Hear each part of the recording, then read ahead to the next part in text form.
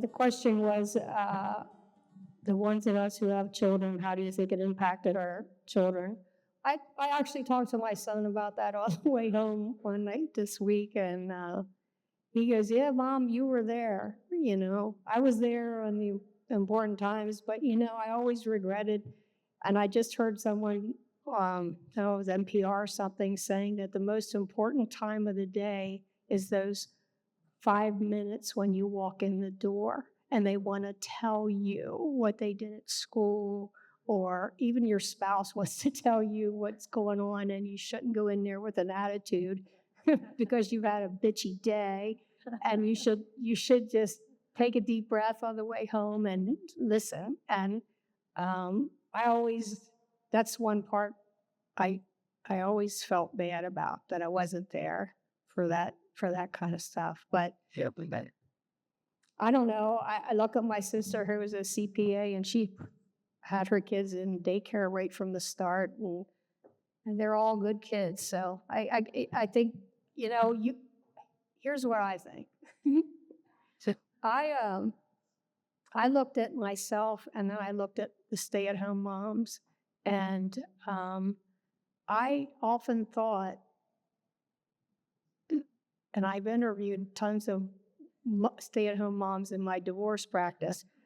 So I've often thought that when I got home, he had my attention.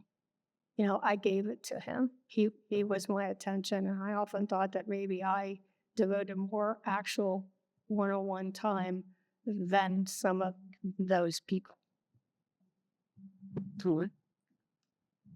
I was just going to say that I think this is the biggest thing that changed from 1875, when the U.S. Supreme Court said women's domain is in the home, and that is it. That is the sole mission of women.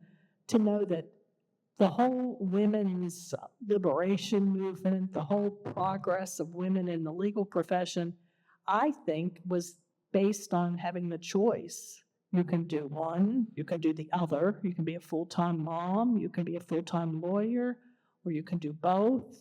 Hopefully, if you do both, you have a husband like Steve Todd who helps in every conceivable way and takes your daughter to work when you're out of town.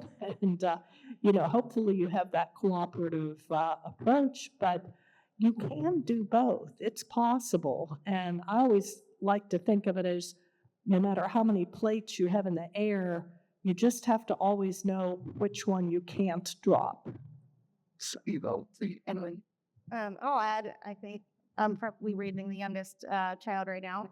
So I have a 5-year-old, and there definitely is that struggle of kind of doing it all at home and also doing it all at work. And I definitely put it on myself, but I want to be everything at work and be everything at home as well.